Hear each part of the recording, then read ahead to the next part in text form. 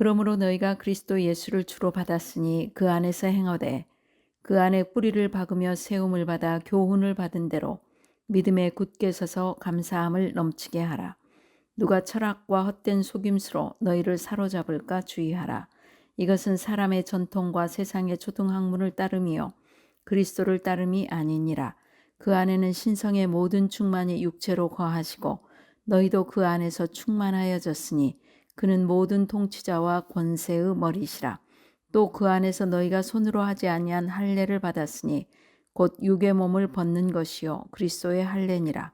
너희가 세례로 그리스도와 함께 장사되고 또 죽은 자들 가운데서 그를 일으키신 하나님의 역사를 믿음으로 말미암아 그 안에서 함께 일으키심을 받았느니라. 또 범죄와 육체의 무할례로 죽었던 너희를 하나님이 그와 함께 살리시고 우리의 모든 죄를 사하시고 우리를 거스르고 불리하게 하는 법조문으로 쓴 증서를 지우시고 제하여 버리사 십자가에 못 박으시고 통치자들과 권세들을 무력화하여 드러내어 구경거리로 삼으시고 십자가로 그들을 이기셨느니라. 오늘 우리에게 주신 말씀은 골로새서 2장 6절로 15절입니다. 복음의 가르침에 굳게 서라는 말씀의 제목입니다. 그리스도인은 배움과 들음의 시간 이후에 이제는 삶의 현장에 나가 가르침을 받은 대로 살아보면서 빛과 소금으로 자기의 정체성을 드러내야 합니다. 그분의 말씀대로 살아야 합니다. 더 신령한 가르침을 구할 때가 아니라 가르침을 받은 대로 살 때입니다. 한 말씀이라도 붙잡고 실천하려고 노력해야 되는 것입니다. 지금은 다니엘 기도회로 우리 교회도 열심히 참여합니다. 그 중에 성경이 하나님의 말씀인 줄 믿으십니까? 하는 목사님의 설교가 감동이어서 다시 오후 예배에 적용하기도 하였습니다. 그리고 말씀 앞에서라는 복음성가가 와 닿았습니다. 말씀 앞에서 경외함으로 주께 홀로 섭니다. 생명의 말씀 잊고 순종해. 기록된 말씀 힘이 있어서 진리로 우리를 거룩해 하며 거룩한 말씀 세세 영원히 복음이 되어 말씀하시네. 가사 중에서 특히 제 마음을 사로잡은 가사가 있었습니다.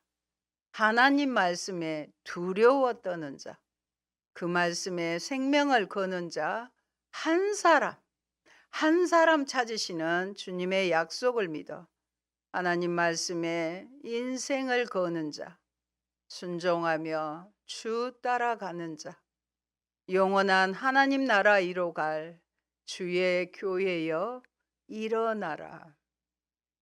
하나님 말씀에 인생을 거는 자가 되기를 소망해 봅니다. 바울은 복음의 핵심인 그리스도에 관한 교리적인 설명에 집중했습니다. 이제 그러한 설명에 근거하여 성도들이 믿음 가운데 뿌리를 내려 성장하라고 권면 내지 명령합니다. 그 내용을 살펴보겠습니다. 첫째, 주 대신 그리스도 안에 거해야 합니다. 바울은 이미 그리스도가 교회의 머리요 만유의 으뜸으로서 모든 이단들보다 탁월한 분임을 가르쳤습니다. 여기서는 이러한 사실을 인정하고 그리스도를 주인으로 모신 사람은 이단의 속임수에서 벗어나 당연히 그리스도 안에서 그분을 따라 합당한 삶을 살아야 한다는 사실을 교훈하는 것입니다. 받았으니는 마음으로 받아들이다라는 뜻입니다. 여기서는 부정과거형, 이제는 다 아시죠? 부정과거형으로 쓰여 골로새 교인들은 바울이 에바브라에게 전해진 복음을 통해서 그리스도에 대해서 가르침을 이미 받았고 과거에 딱 한 번 받은 일을 얘기하죠. 그리스도를 주로 영접했다는 사실을 나타내고 있습니다. 6절에 그러므로 너희가 그리스도 예수를 주로 받았으니 그 안에서 행하되. 예수 그리스도가 주님이라는 것은 만민을 구원하시기에 십자가에 달려 죽으시고 장사한 지 사흘 만에 부활하셔서 하나님 우편에 앉아 세상을 통치하고 계시는 만유의 주인이라는 것을 가리킵니다. 키리오스, 주라는 칭호는 당시 로마 제국의 황제에 대해 붙여졌던 호칭이므로 그리스도 예수를 키리오스라 부르는 것은 로마인들에게는 정치적 도전이나 다름없는 상황이었습니다. 그러한 가운데서도 골로새 성도들은 그리스도를 퀴리오스로 주님으로 인정했던 것입니다.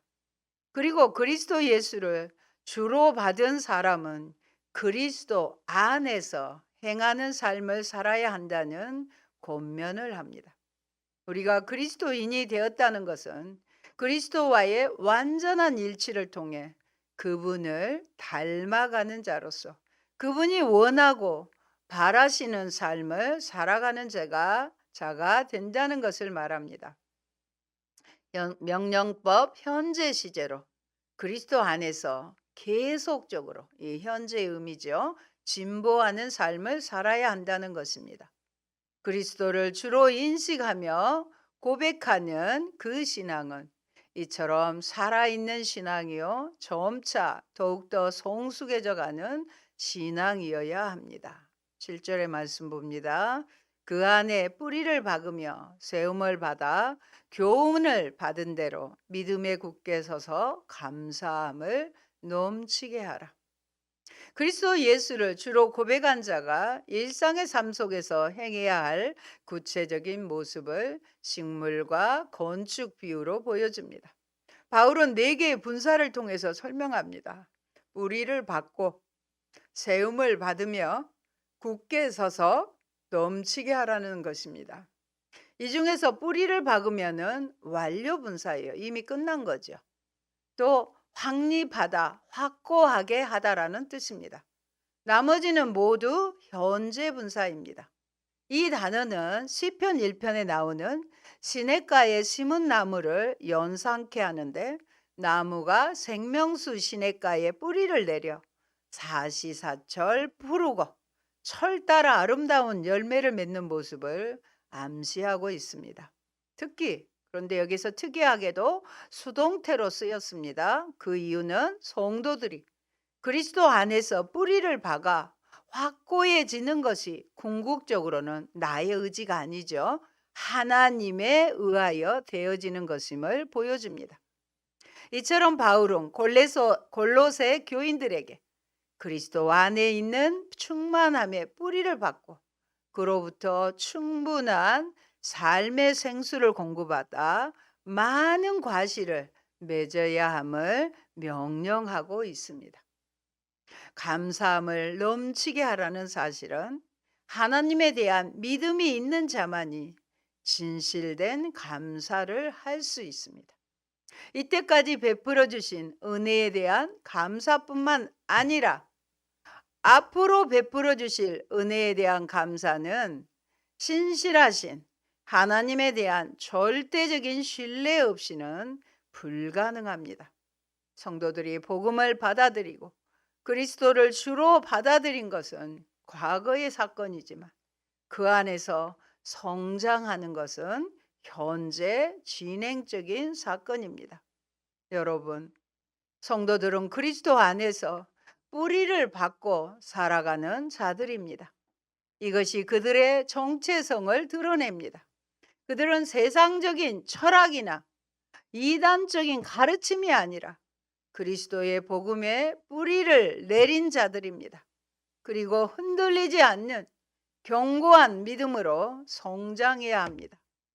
굳게 서다라는 말은 인정을 받는 것을 말합니다. 법정에서 진실을 인정받듯이 성도들은 하나님께 그들의 믿음을 인정받는 자가 되어야 합니다. 그리고 감사함을 넘치게 하라고 합니다. 감사는 그리스도인의 삶의 특징입니다. 한마디로 복음의 가르침에 굳게 서라는 것입니다. 어떤 상황 가운데서도 불평, 불만 대신 감사를 하는 성도를 보면 그분의 신앙을 짐작할 수 있습니다. 하나님이 이 상황을 아시지요? 아시며 이끌어 가시기 때문입니다. 감사는 행복의 시작입니다. 항상 감사하는 마음의 힘은 행복에서 감사하는 것이 아니라 범사에 감사하기 때문에 행복해집니다. 한번 따라할까요? 범사에 감사하기 때문에 행복해집니다. 늘 우리는 감사합니다를 입에 달고 살아야 돼요. 영어로 땡큐. 그렇지 않으면 고맙습니다. 조그만 일에도 고맙습니다. 아우 감사합니다. 땡큐. 땡큐 so much. 이렇게 할 때 우리가 행복해집니다. 바울은 성도들로 인해 감사하고 있으며 또한 성도들도 감사가 넘치는 자들이 되기를 원하고 있습니다. 이런 관계가 우리에게도 충만하기를 바랍니다. 둘째, 이단 사조에 대한 경계와 모든 신성으로 충만하신 그리스도를 소개합니다. 이제 본격적으로 거짓 가르침에 대해서 비판하기 시작합니다. 8절 같이 보십니다. 본문입니다. 누가 철학과 헛된 속임수로 너희를 사로잡을까 주의하라. 이것은 사람의 전통과 세상의 초등학문을 따름이요 그리스도를 따름이 아니니라. 힘드신갑네. 주님 도와주세요. 바울은 거짓 가르침을 가르켜 철학과 헛된 속임수라고 규정합니다. 이것은 사람의 전통과 세상의 영적인 세력에서 나온 것이라고 말합니다. 성도들을 속이는 거짓된 가르침의 기원을 두 가지로 소개합니다. 하나는 인간의 전통에서 나온 지식 체계로 철학이라고 부르는 것입니다. 다른 하나는 인간을 속이는 거짓된 영적 세력입니다. 성도들은 흑암의 권세에서 건짐을 받았다고 했는데 이 흑암의 권세가 바로 우주의 기본 원리 혹은 우주에 타락한 영적 세력을 가리키는 것입니다. 우리 가운데서도 지금도 예배를 방해하는 세력입니다. 아마 이것은 천사 숭배 사상과 관련된 것으로 헬라적 신비 종교의 영향을 받은 사상이라 생각됩니다. 골로새 교회의 이단적 가르침은 헬라의 철학과 이방의 신비 종교가 혼합된 것이 꼭 문제지요. 사상에서 나온 것입니다. 바울은 그것을 가리켜 인간의 전통과 속이는 영적 세계에서 나온 것이기에 그리스도에게서 나온 것이 아니라고 단정합니다. 바울은 곧 세상의 초등학문을 조금 따름이라고 하였습니다. 우리는 이것을 알아야 합니다. 기독교 진리를 공격하는 세상의 철학은 비록 많은 사람들의 입에서 회자되며 사회적인 동의를 얻어낸다 하더라도 그것은 결국 초등학문을 따르는 것일 뿐입니다. 그러므로 그것들에게 사로잡히지 말아야 하는 이유는 그들이 이미 그리스도 안에서 하나님의 신성으로 충만한 가운데 있기 때문입니다. 바울은 먼저 그리스도 안에 하나님의 모든 신성의 충만이 육체로 거하신다고 말합니다. 그리스도는 육체로 오셨지만 그냥 한 인간이 아닙니다. 그 안에는 하나님의 모든 신성이 충만하게 거하십니다. 신성의 충만이 육체로 거하신다는 표현은 이단들이 영적인 세력을 숭배하면서 육체로 오신 그리스도에 대해서 잘못 이해하고 있었을 것입니다. 바울은 육체로 오신 그리스도 안에 하나님의 모든 신성이 충만하다고 강조합니다. 한마디로 예수님은 하나님이시라는 것입니다. 더 나아가 그리스도뿐만 아니라 이제는 성도들도 그리스도 안에서 충만하여졌다고 말합니다. 그것은 그리스도의 영이신 성령으로 충만케 된 것입니다. 성도들이 성령으로 충만하다면 세상의 거짓된 영들의 속임을 당하거나 사로잡히지는 않을 것입니다. 왜냐하면 그리스도는 모든 통치자와 권세자의 머리이기 때문입니다. 여러분, 그리스도만이 하나님을 계시할 수 있는, 하나님은 영이시기 때문에 우리 눈에 육신의 눈으로 보이지 않잖아요. 그래서 예수님을 보내주신 거예요. 하나님을 보여줄 수 있는 유일하고 절대적인 하나님의 형상이며 신성을 가진 인간이십니다. 우리가 그리스도의 거처, 처소가 될 때, 성전이 될 때 우리 역시 하나님을 아는 지식으로 충만할 수 있습니다. 하나님의 신성이 그리스도 안에 충만하다는 것은 또 예수님이 모든 정사와 권세의 머리가 되신다는 뜻이기도 합니다. 이것은 십자가의 순종이 가져다 준 영광입니다. 십자가를 통해 모든 통치자들과 권력자들의 무장을 해제시키시고 그들을 그리스도의 개선 행진의 포로로 내세우셔서 무사람들의 구경거리로 삼으셨습니다. 사랑하는 여러분, 우리도 성령의 감동으로 예수 그리스도를 4대 성인인 사람으로만 아는 것이 아니라 하나님의 아들이시요 그리스도이심을 믿습니다. 그는 근본 하나님의 본체시라는 말씀도 믿습니다. 우리에게 믿음을 주셔서 예수 그리스도를 영접하여 하나님의 자녀가 되는 권세를 얻었습니다. 그러므로 우리들도 그리스도 안에서 어떤 존재인지, 내가 누구인지를 깨달아야 합니다. 그리스도 안에서 그들은 하나님의 모든 신적인 능력과 은혜로 충만한 자들입니다. 셋째, 그리스도 안에서의 새롭게 됨입니다. 11절 한번 같이 읽습니다. 또 그 안에서 너희가 손으로 하지 아니한 할례를 받았으니 곧 육의 몸을 벗는 것이요 그리스도의 할례니라, 이렇게 말씀합니다. 11절에서 15절 말씀에서 바울은 이와 같은 그리스도의 속죄 사역 역시 완전함을 밝힙니다. 그리스도의 속죄 사역이 완전해야만이 다른 조건 없이 오직 그리스도를 믿음으로만 구원에 이른다는 논리가 성립될 수 있습니다. 그런 의미에서 그리스도교의 가장 기본 진리를 다루는 부분이라 할 수 있습니다. 기본 진리니까 우리가 알아야 되는 거예요.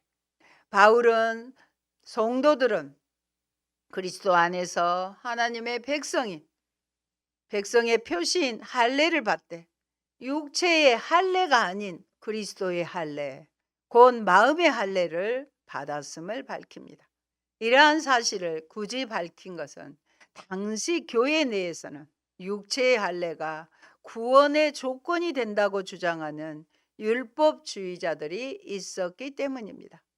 가장 먼저 이와 뚜렷하게 상반된 입장을 피력하는 육체의 할례를 주장하는 자들의 견해가 잘못되었음을 밝힌 것입니다. 비록 육체의 할례를 받았다 할지라도 마음의 할례를 받지 못했다면 그는 여호와 하나님께 속하지 않는 자입니다. 마음의 할례는 구약 시대 때 행해졌던 육체의 할례와 달리 새 언약을 주신 그리스도로 말미암아 중생함으로 받을 수 있습니다. 이에 마음의 할례는 곧 그리스도의 할례인 것입니다. 12절 보실까요? 너희가 세례로 그리스도와 함께 장사되고 또 죽은 자들 가운데서 그를 일으키신 하나님의 역사를 믿음으로 말미암아 그 안에서 함께 일으키심을 받았느니라. 바울은 골로새 성도들이 그리스도 안에서 충만케 되었다는 것을 더 이상 흑암의 권세에 사로잡혀 있지 않고 그리스도 안에서 구속함을 받아 새로운 존재로 다시 태어나게 된 것으로 설명합니다. 할례를 영적인 관점에서 재해석합니다. 손으로 하는 할례는 육체에 속한 것이지만 그리스도의 할례는 육체를 벗어버리고 영적인 몸을 입는 것입니다. 이방인의 세례는 육체의 정결을 위한 의식이 아니라 그리스도와 함께 죽고 새로운 존재로 다시 부활하게 된 것을 의미합니다. 그리스도는 육신의 몸이 죽고 장사되었으나 부활하심으로 썩지 않고 부패하지 않는 영원한 몸으로 살아나셨습니다. 그러므로 그리스도인들도 주 안에서 믿음으로 새롭게 거듭난 자들입니다. 이방인들은 범죄와 육체의 무할례로 인해 영적으로 죽었던 자들입니다. 죽을 자가 아니라 이미 죽었던 자들입니다. 그렇습니다. 인간은 그리스도에 대한 믿음이 없다면 죽은 것과 다를 바가 없습니다. 비록 육체적으로 활동을 하고 생명을 갖고 있다고 할지라도 영적으로는 죽음의 상태에 있는 것입니다. 에베소서 말씀을 모니터로 한번 같이 보겠습니다. 2장 1절과 5절입니다. 그는 허물과 죄로 죽었던 너희를 살리셨도다. 허물로 죽은 우리를 그리스도와 함께 살리셨고 너희는 은혜로 구원을 받은 것이라. 하나님은 그리스도 안에서 우리를 살리시고 우리의 모든 죄를 용서하셨습니다. 하나님의 죄 사함은 완전한 것입니다. 그런데 하나님은 그들의 죄를 사하시고 그들의 과거도 용서만 하신 것이 아니라 지나간 과거의 잘못된 것도 완전히 잊으시는 분입니다. 이 말씀을 우리가 확신을 가지고 자유함을 얻으시기 바랍니다. 이사야 43장 25절 같이 봅니다. 나는 나를 위하여 내 허물을 도말하는 자니 내 죄를 기억하지 아니하리라. 네. 누구를 위하여? 나를 위하여. 누구? 하나님을 위하여 우리 허물을 기억하지 않으신대요. 시편 103편 12절 말씀 보실까요? 동이 서에서 먼 것 같이 우리의 죄가를 우리에게서 멀리 옮기셨으며.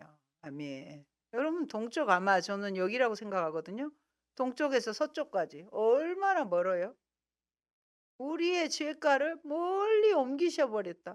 기억조차 않으신다는 거예요. 과거의 죄에서 여러분이 늘 죄책감이 있고 불쑥불쑥 잘못한 것이 올라온다면 여러분이 이런 하나님의 완전한 사죄하심을 믿지 못한 것이 되는 것입니다. 그래서 선포하세요. 하나님, 나는 내 죄를 하나님 기억하지 않으신다고 했다. 용서하시고 않으신다고 했기 때문에 나는 그대로 믿는다. 그 자책감 주는 것이 누구예요? 마귀잖아요. 사탄아 물러가라. 나는 이미 의인이다. 정죄함 나는 받지 못한다. 바울은 이것을 마치 채무 증서를 없애버리는 것에 비유하여 설명합니다. 여기서 죄는요, 빚의 비유가 돼. 빚, 갚아야 될 것. 빚진 자는 채권자에게 채무 증서를 써줘야 하는데 그 증명서는 채무자에게 자신이 빚쟁이라는 사실을 상기시키는 것입니다. 채무 증서를 써줬다는 것은 내가 갚아야 될 빚쟁이라는 사실이에요. 그러나 하나님은 그들의 빚을 탕감해 주실 뿐만 아니라 채무 증서까지 배기하신다는 것입니다. 이것은 하나님의 완전한 제사함을 의미합니다. 더 나아가 하나님은 이방인들의 죄를 사해 줄 뿐만 아니라 그들을 지금까지 사로잡고 있던 악한 세력과 권세들을 무력화시켜 더 이상 그들을 죄 아래 사로잡아 가지 못하게 하십니다. 그리스도의 십자가는 죄 사함을 의미할 뿐만 아니라 악한 세력에 대한 심판을 의미합니다. 우리도 다 같이 선포해 보시겠습니다. 13절에서 15절입니다. 이거 선포하셔야 돼요. 눈 뜨시고 13절에서 15절. 또 범죄와 육체의 무할례로 죽었던 너희를 하나님이 그와 함께 살리시고 우리의 모든 죄를 사하시고 우리의 죄를 우리를 거스르고 불리하게 하는 법조문으로 쓴 증서를 지우시고 제하여 버리사 십자가에 못 박으시고 통치자들과 권세들을 무력화하여 드러내어 구경거리로 삼으시고 십자가로 그들을 이기셨느니라. 아멘. 십자가로 그들을 이기셨. 통치자, 우리를 늘 죄의 권세 아래 끌어들였던 악한 세력들을 십자가로 이기셨노라고, 나는 이긴 자야 하고 선포하시기 바랍니다. 여러분, 십자가는 율법의 정죄를 무효화시킨 하나님의 권능입니다. 십자가는 우리의 구원을 위해 마련된 새 법입니다. 우리는 오직 십자가를 통해서만 율법의 정죄에서 벗어나 구원에 이를 수 있습니다. 우리가 그리스도 안에서 충만해진다는 것은 그리스도와 연합하여 마음의 할례를 받는 일입니다. 그래서 더 이상 율법이 우리를 정죄하지 못하는 하나님의 자녀가 되는 일입니다. 우리가 그리스도 안에서 충만해진다는 것은 믿음을 통해 그리스도와 함께 죽고 함께 산다는 뜻입니다. 그래서 이제는 모든 죄를 용서받고 죄가 아니라 그리스도가 내 속에서 지배하는 자녀가 된다는 뜻입니다. 그것이 세례의 참 의미입니다. 여러분, 우리가 우리의 구원과 관련하여 자랑할 수 있는 것이 무엇이겠습니까? 아무것도 없습니다. 우리의 구원은 처음부터 끝까지 하나님의 일하심의 결과입니다. 우리가 가진 믿음까지도 하나님의 은혜의 선물입니다. 믿음조차 우리에게서 난 것이 아니라면 우리가 정말 자랑할 것은 무엇입니까? 내게는 없습니다. 오직 하나님의 은혜와 그리스도의 복음뿐입니다. 그러므로 여러분은 늘 자신을 감추고 하나님을 자랑하며 사시기 바랍니다. 그리고 기독교 진리의 핵심인 그리스도의 사역, 그리고 그의 가르침에 대한 확고한 신념과 지식이 있어야 합니다. 이것이 갈수록 영적으로 혼탁해져 가는 세상 속에서 우리의 신앙의 숭고함을 지키는 최소한의 것이 될 것입니다. 사랑하는 성도 여러분, 진리보다 진리가 아닌 것에 더 마음을 쓰고 분주한 사람들이 많습니다. 복음은 우리가 그리스도 안에서 힘껏 살 모든 자양분을 다 제공해 주었습니다. 주저앉아 앉을 이유가 전혀 없습니다. 장성하여 영적으로 독립할 나이가 되었다면 주저하지 말고 스스로 그리스도께 나아가시기 바랍니다. 아멘. 할렐루야. 고마우신 주님 감사합니다. 우리는 복음 대신 예수 그리스도에 대해 잘 배우고 많이 가르침을 받았습니다. 이제는 그 복음에서 또 다른 것을 요구할 것이 아니라 이미 들은 대로, 받은 대로, 배운 대로, 복음에 가르친 대로 지켜 행할 수 있는 우리가 되게 하여 주시옵소서. 그 복음조차 우리의 행위로 이루어진 것이 아니라 하나님이 나에게 주시는 값진 선물인 것을 알고 귀하게 여기고 영적으로 잘 성장하여 그리스도의 장성의 분량에까지 이르는 저희가 되게 하옵소서. 예수님 이름으로 기도합니다. 아멘.